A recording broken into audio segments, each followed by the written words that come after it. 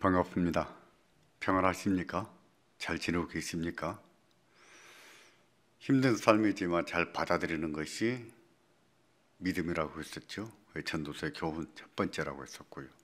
또 힘들지만 기쁘게 사셔야 됩니다. 전도서 두 번째 교훈이고요.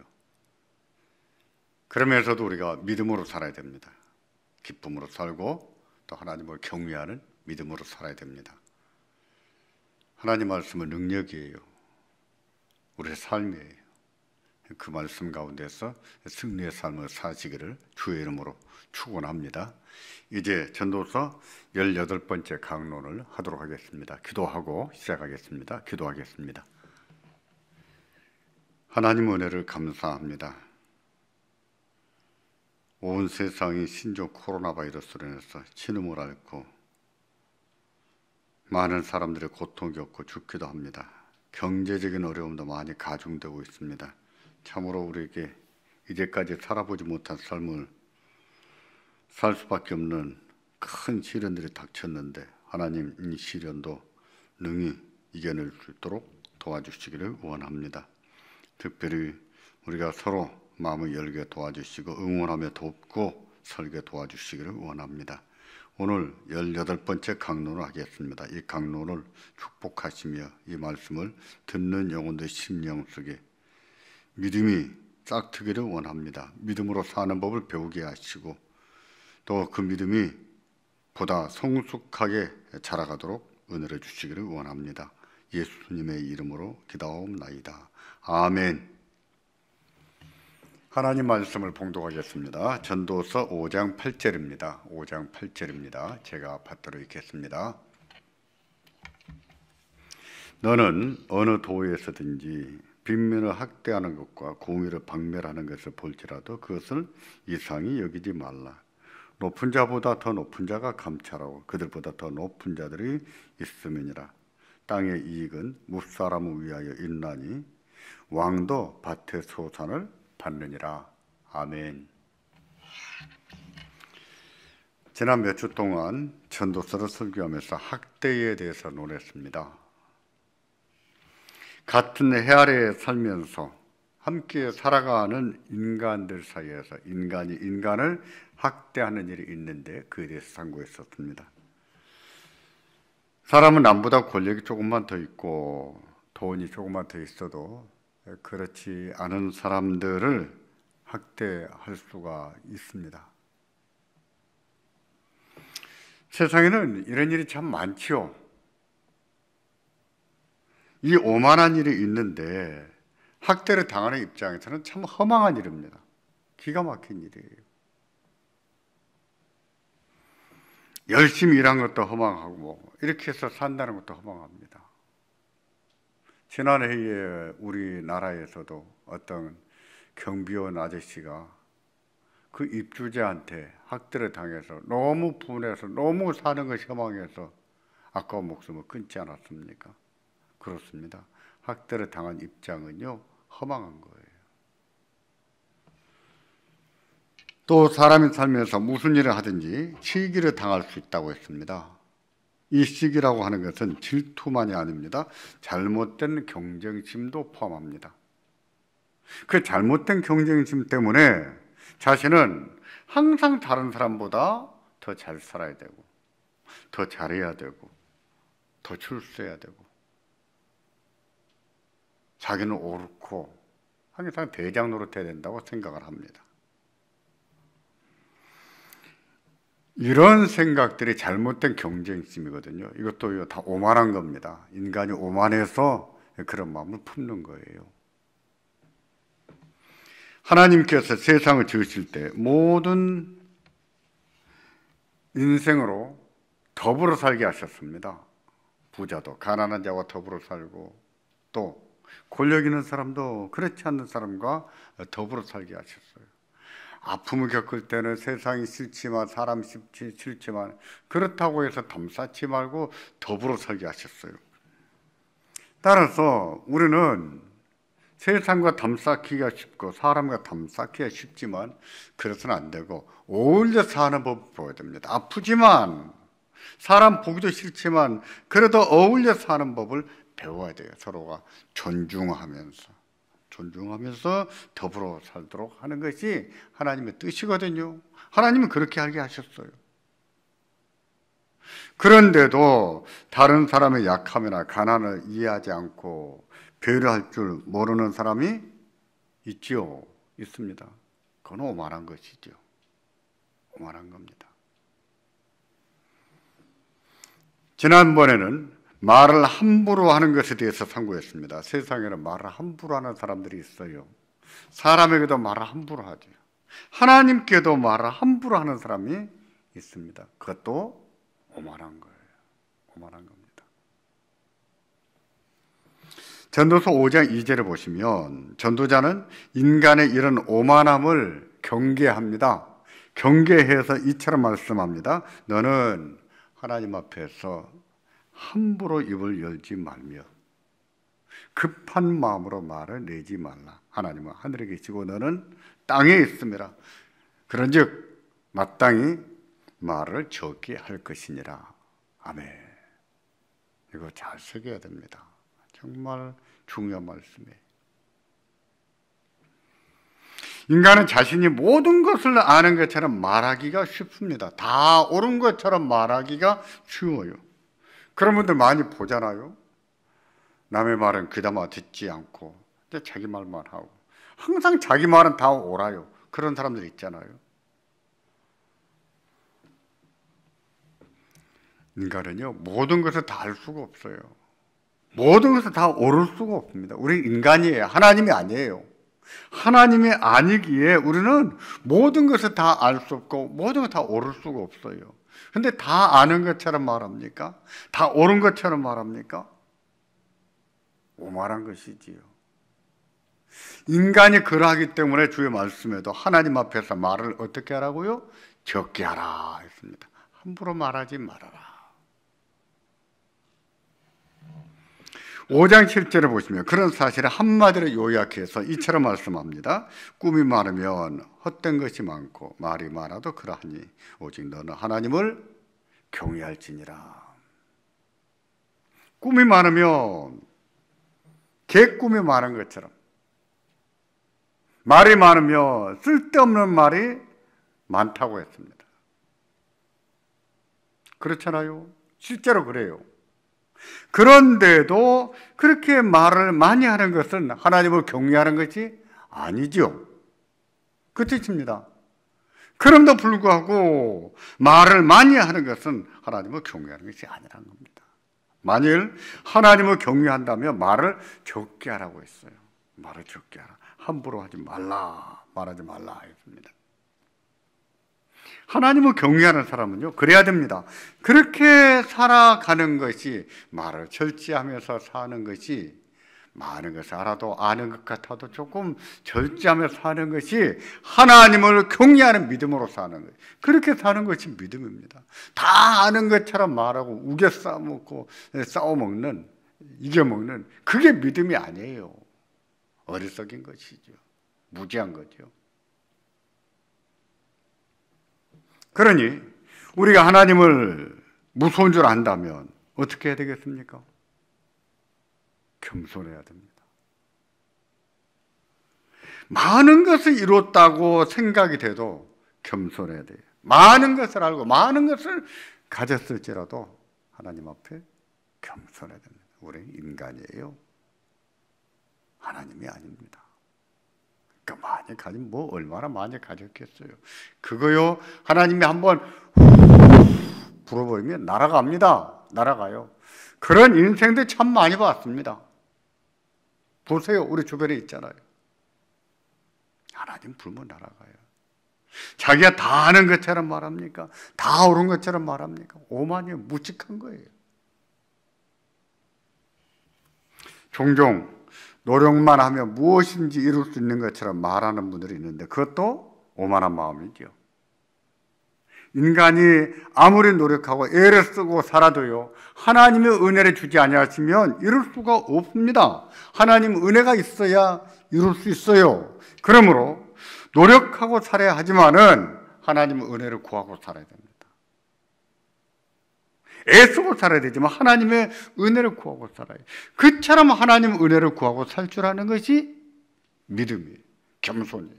믿음 있는 사람은 그렇게 삽니다.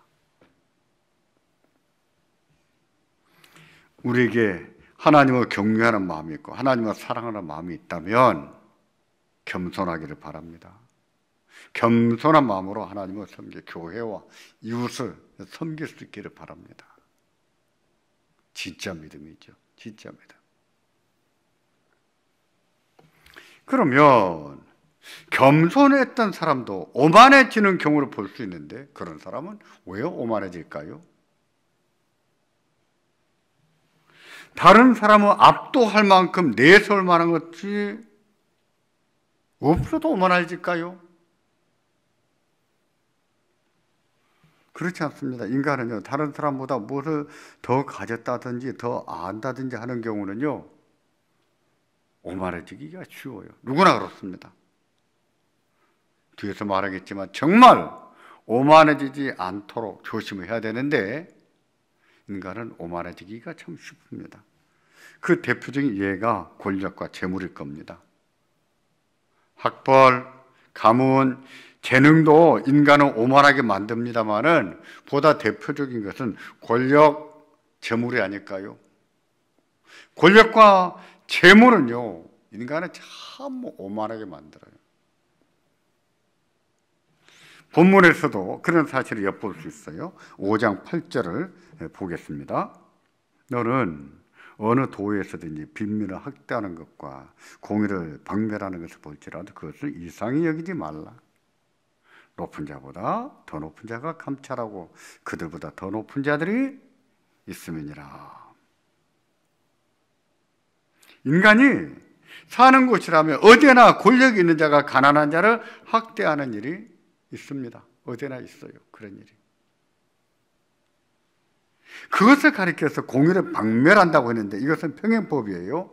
빈민을 학대하는 것은 하나님의 공의를 짓밟는 것과 같다는 뜻이지요. 맞습니다.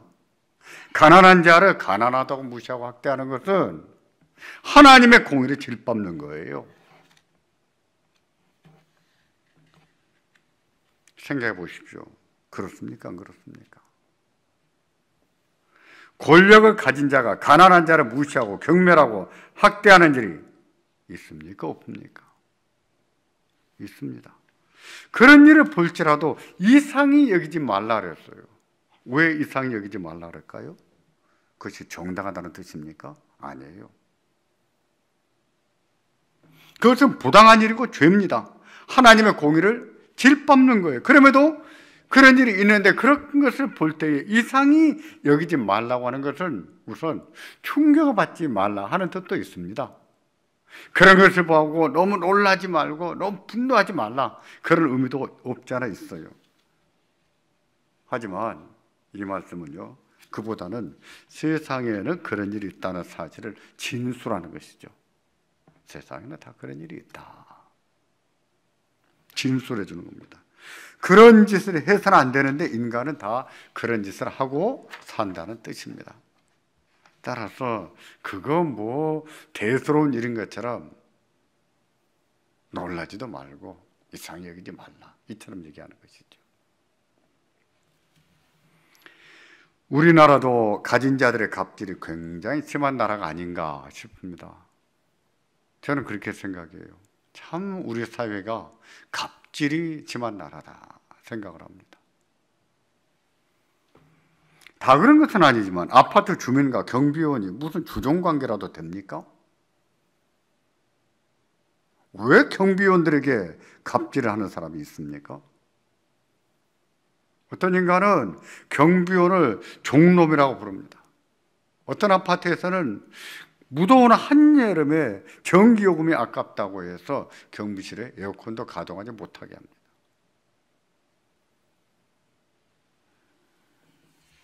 아파트만 아니라 경제, 사회, 정치 모든 분야에서 가진 자들의 횡포가 적지 않게 심하다고 생각이 돼요. 저는 개인적으로는요, 우리나라가 유난히 성폭행이 많은 것도 그런데 원인이 있다고 생각합니다. 갑질이 너무 심해서.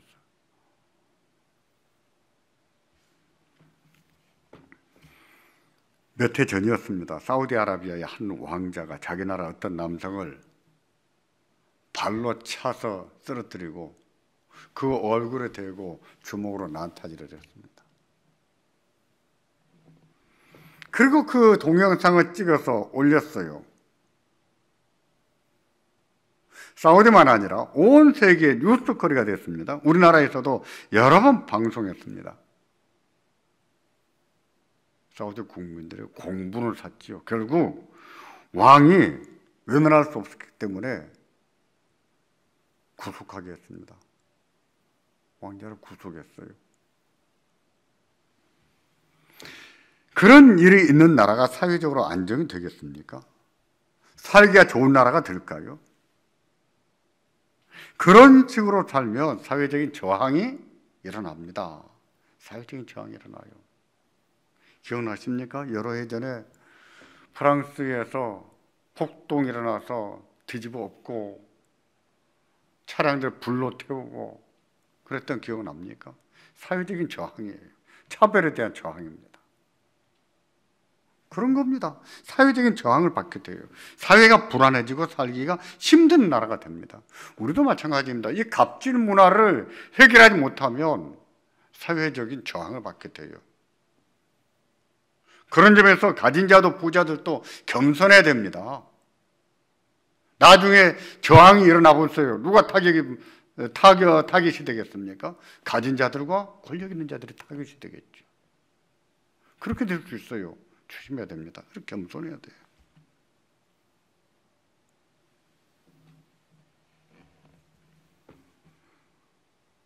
그와 같이 갑질을 한다는 것은요, 하나님의 공의를 박멸하는 것인데, 공의라고 하는 것은 하나님의 의를 말합니다. 그것은 율법의 정신이지요. 그것은 사랑입니다. 하나님의 사랑이에요. 또 공의는 이 세상을 통치하시는 하나님의 뜻이에요. 하나님의 뜻. 따라서 공의를 박멸한다는 것은 하나님의 통치를 거부하는 것과 같습니다. 하나님의 뜻을 짓밟는 것 같은 거예요. 그러면 어떻게 해야 되겠습니까? 권력 있고 재물 있는 사람은 어떻게 해야 될까요? 이 문제를 생각할 때 항상 염두에 둘 것은 소명감입니다. 소명의식. 소명의식이라고 하는 것은 하나님이 나에게 이 직업을 주시고 이 위치, 이런 권력, 이런 부를 주신 것은 다 뜻이 있다는 것이죠. 하나님 주셨고 하나님의 뜻이 있다는 거예요. 하나님께서는 하나님의 뜻을 이루고 하나님의 사랑을 시행하도록 하기 위해서 어떤 사람에게는 남다른 권력을 주십니다. 어떤 사람에게는 남다른 부를 주기도 하시지요.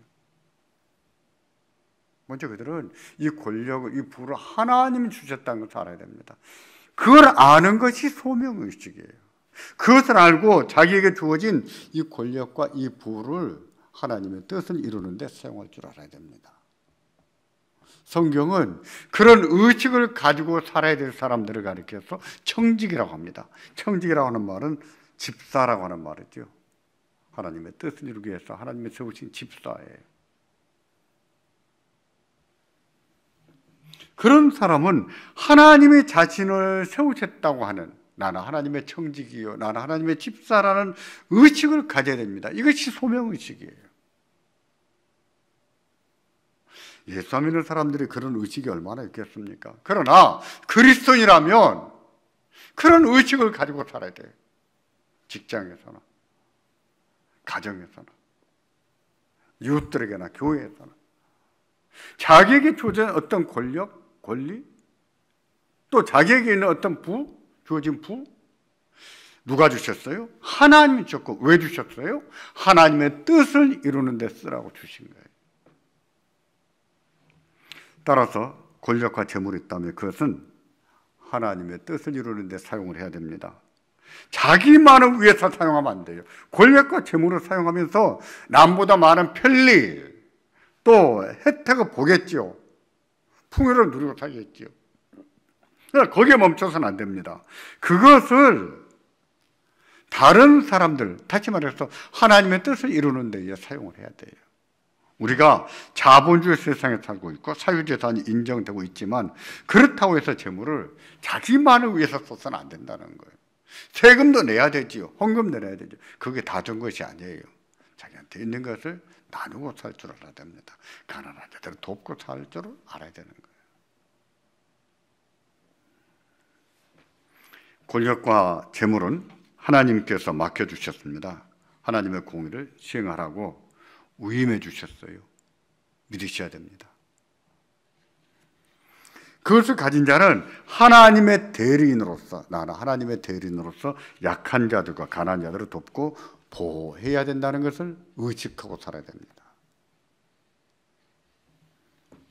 그렇게 사는 것이 겸손이에요. 그렇게 살 줄 아는 것이 믿음이지요.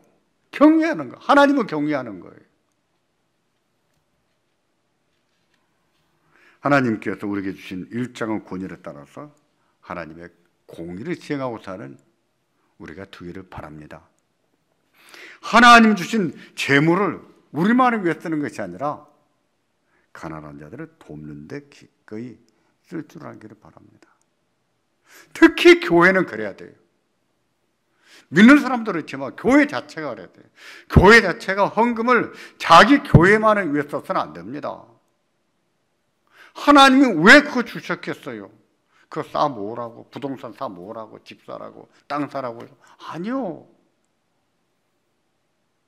건물 그거요, 하나님 나라와 아무런 상관이 없는 거예요.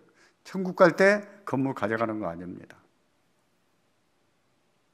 하나님은 우리에게 남다른 재물을 주셨다면 베풀어야 됩니다. 도와야 됩니다. 선교사도 돕고 가난한 자도 돕고 도와야 되는 거예요. 그게 청직입니다. 이게 청직의 사명을 감당해야지. 제가 청지기에 관련된 설교를 할 때 자주 인용하는 본문은 부자와 나사로를 비웁니다. 부자와 나사로 이야기는요, 어떻게 구원을 받았느냐에 초점이 있잖아요. 그거 교훈하는 것이 아닙니다. 부자가 어떻게 구원을 받았는가? 나사로는 가난했는데 예수를 잘 믿었던가? 이게 부자와 나사로의 비유의 교훈이 아닙니다. 이 비유는 옳지 못한 청지기에 대한 교훈입니다. 이 비유에 나오는 부자는요, 늘 잔치를 벌이고 탐욕을 채우며 살았습니다. 그러면서도 자기 집 문 앞에서 빌어먹고자 찾아온 거지 하나도 돌보지 않았습니다. 그는 하나님 주신 재물을 그저 먹고 마시고 부른 늘리는 데만 쓰고 산 것이지요. 하나님의 공의를 짓밟은 것이죠. 그에 따라서 하나님의 심판을 받은 거예요. 부자는 그래서 심판을 받은 거예요. 그렇다는 뜻입니다. 그렇다는 뜻으로 이 비유를 들려주신 거예요.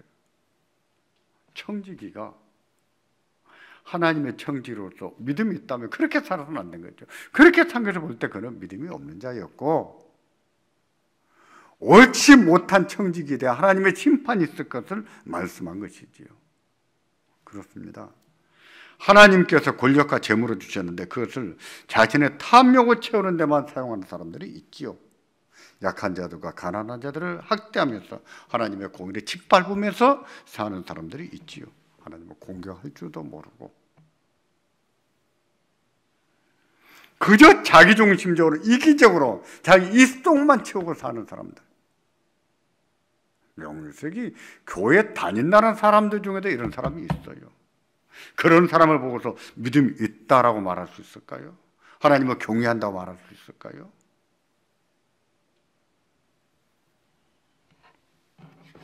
그렇게 살면서 잘 되기를 바랍니까?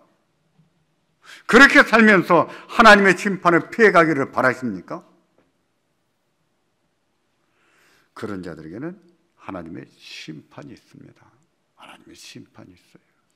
그걸 교훈하는 것이 부자와 나사로의 비유입니다. 본문 5장 8절을 다시 보실까요? 하반절에 그런 자에 대한 심판에 대해서 말씀하는데, 높은 자보다 더 높은 자가 감찰하고 그들보다 더 높은 자들이 있음이니라. 높은 자보다 더 높은 자가 감찰하고 있다. 그랬습니다. 그들보다 더 높은 자들이 있다라고 했어요. 이 말은 모든 권력을 한 사람에게 다 주지 않았다는 뜻이지. 자신에게는 많은 권력이 있다고 해서 오만하지 말아야 될 이유가 있는데 그것은 자기보다 더 높은 권력자가 있기 때문이라고 말씀하는 거예요. 이것은 무엇입니까? 심판이 있다는 것이죠.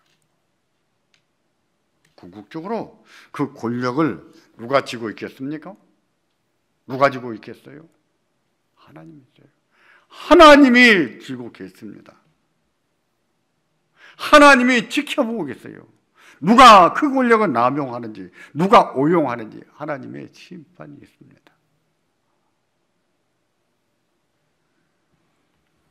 하나님 주신 재물을 자신의 탐욕을 위해서만 사용한다면, 그리고 가난한 이웃들을 외면하고 사랑하지 않는다면 그들에게 하나님의 심판이 있을 거예요. 믿으세요. 이것도 아멘 해야 됩니다. 여러분은 부자가 되기를 원하십니까? 그러실 겁니다. 부자가 되기를 원하실 것입니다. 부자가 되시더라도 나사로의 아픔을 외면했던 그런 부자가 되지 않기를 바랍니다. 하나님의 공의를 시행할 줄 모르고 자기 욕심만 채우는 부자가 되지 않기를 바랍니다. 그런 부자에게는 심판이 있습니다. 허망한 심판이 있어요.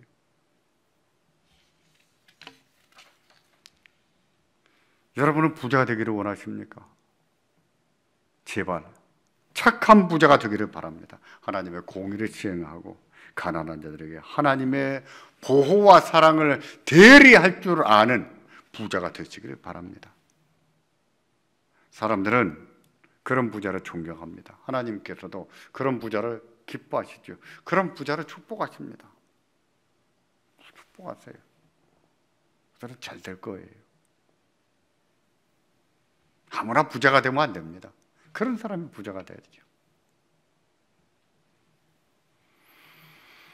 본문 5장 9절은 재물과 관련해서 말씀하는데 함께 봉독하겠습니다. 땅의 이익은 무사람을 위하여 있나니 왕도 밭의 소산을 먹느니라. 이 말씀에서 땅의 이익과 밭의 소산은요, 동격입니다. 같은 의미를 다른 말로 반복했는데 이 세상에서 얻을 수 있는 모든 좋은 것들을 포괄하는 말씀이에요. 농산물만 아니라 누구나 얻기를 원하는 좋은 것들을 다 말합니다. 그것은 재물이라고 말해도 좋아요. 그런데 그 좋은 것들은 누가 주셨습니까? 하나님이 주셨어요. 어느 특정한 사람에게만 주신 것이 아니라 모든 사람에게 나눠주셨어요. 밭에서 나오는 식물을 일반 백성들만 먹게 살게 한 것이 아니고 왕도 먹게 살게 하셨고, 왕도 일반 백성들이 먹는 똑같은 음식을 먹고 살게 하셨다는 겁니다. 그게 하나님의 섭리, 하나님의 뜻이. 왕도 하나님이 나눠주신 음식을 먹고 삽니다. 근데 이 말을 왜 하지요? 왕이라고 해서 땅에 하늘에서 떨어지는 음식을 먹고 사는 것이 아니라는 것인데, 결과적으로 왕이나 일반 백성이나 똑같다는 거예요. 똑같이 하나님 은혜 가운데 산다는 것이죠. 왕이나 일반 백성이나 다 똑같습니다. 하나님 앞에서 모든 인생이 평등합니다. 하나님이 청직으로서 왕을 세웠기 때문에 권력과 그리고 부를 좀 더 누리겠지요.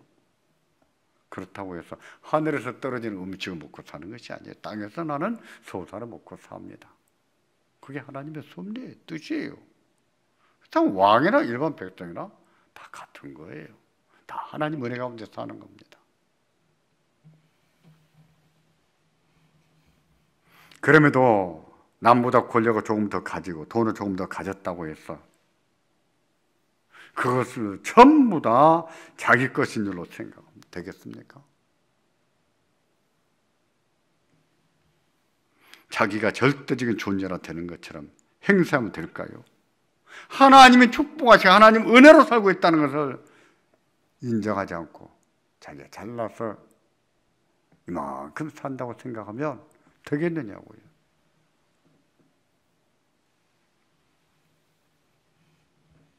인간은 그렇게 삽니다. 왜 그럴까요? 왜 그렇게 사는지요? 그것은요, 죄와 허망한 욕망에 눈이 멀어서렇습니다. 눈이 멀어서요. 죄에 눈이 멀고 허망한 욕망에 눈이 멀어서렇습니다. 눈을 뜨고 있지만 신앙적인 눈이 없어요. 영적인 눈을 감고 사는 것이지요. 그래서 하나님이 세우신 선한 질서를 무시합니다. 하나님의 공의를 짓밟고 사는 거예요. 하나님이 남다른 재물을 줘도 자기밖에 쓸 줄은 몰라요. 하나님 앞에 와서 뭐라고 말해야 될까요? 그 사람들이.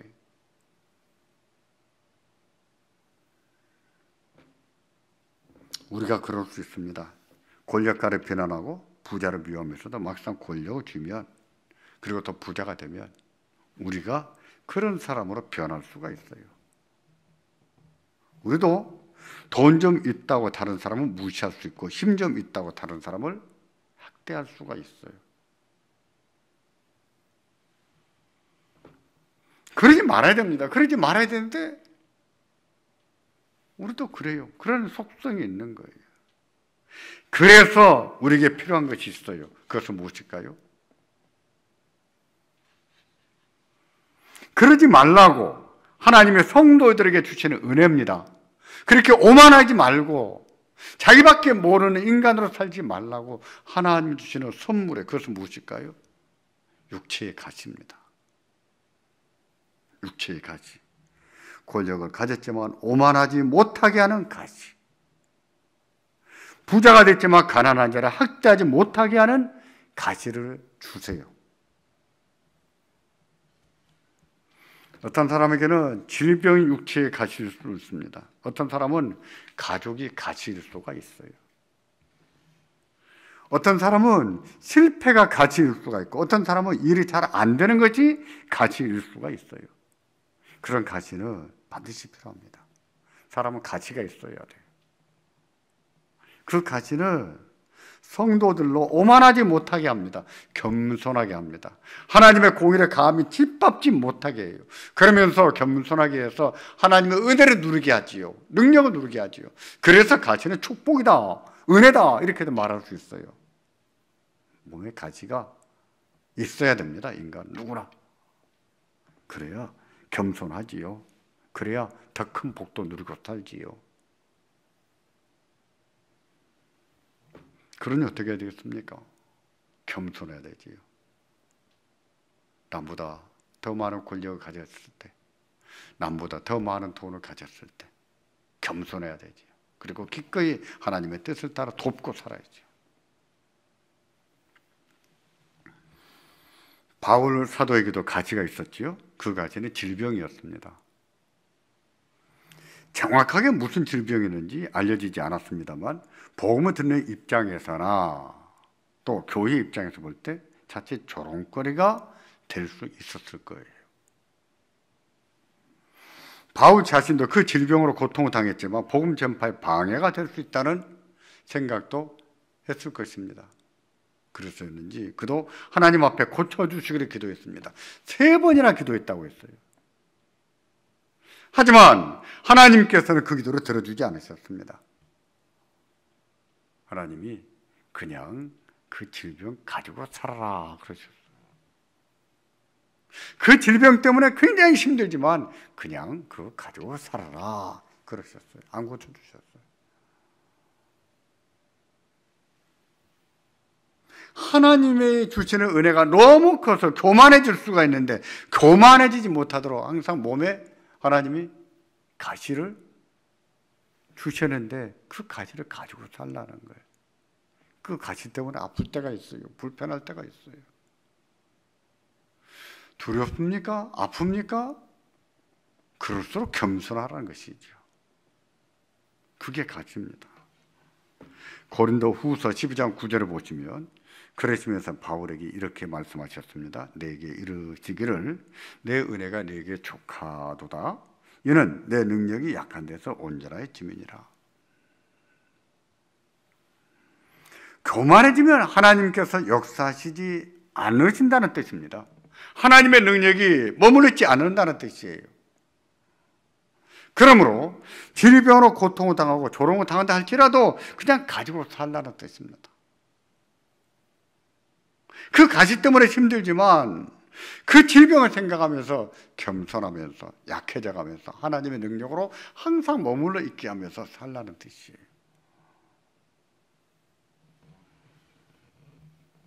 육체의 가치가 있어야 됩니다. 하나님 육체의 가치를 주세요. 근데 육체의 가치를 주셨는데도 오만 방작이 굽니까? 그때는 치시겠죠. 우리가 겸손하기를 바랍니다. 하나님은 은혜를 주실 때, 남다른 복을 주실 때 겸손하기를 바랍니다. 하나님이 어떤 권력을 주시고 남보다 조금 더 재물을 주셨다는 것을 안다면 하나님의 공의를 나타내면서 사시고요. 그런 것들 때문에 교만해질 수가 있는데 교만해지지 않기를 바랍니다. 가치를 생각하면서 겸손하시고요. 그렇게 함으로 우리가 하나님의 더 큰 축복을 누릴 수 있습니다. 그렇게 함으로 우리는 겸손할 수 있어요. 하나님의 능력이 항상 머물러 있고 하나님의 능력이 나타나는 삶을 살 수가 있죠. 우리에게 그런 은혜가 있기를 바랍니다. 기도하겠습니다. 전능하신 하나님, 참 인간이 얼마나 오만해지기가 쉬운지요. 별것도 아닌 것을 가지고 오만해지기가 쉽습니다. 하나님, 이처럼 오만하기 쉬운 저희들에게 육체의 가시를 주셨음을 알고 내게 주신 가시가 무엇인가 깨닫고 가치를 생각하면서 스스로 자기를 쳐서 하나님 앞에 복종을 지키며 겸손하게 설 줄 아는 저희가 되게 하시기를 원합니다. 전능하신 아버지여, 참으로 하나님이 주시는 여러 좋은 것들을 하나님의 선한 청지기로서 나를 위해서만 쓰지 아니하고 하나님의 뜻을 이루는데 기꺼이 쓸 줄 아는 저희가 되게 하시기를 원합니다. 권력도 부도 재능도 어려운 사람들을 위해서 나눠줄 줄 아는 저희가 되게 하심으로 하나님의 선한 청지기가 되게 하시기를 원합니다. 하나님, 그것을 오용하고 그것을 남용하고 오만하게 굴다가 결코 하나님의 심판에 당하는 어리석은 짓을 하지 않도록 도와주시기를 원합니다. 전능하신 주여, 육체의 가치를 생각하면서 스스로 겸손해지고 항상 약해질 줄 알며 하나님의 능력이 머물러 있는 우리가 되게 하시고 그 능력이 나타나는 삶을 살게 하시기를 원합니다. 예수님의 이름으로 기도하옵나이다. 아멘. 18번째 강론을 마쳤습니다.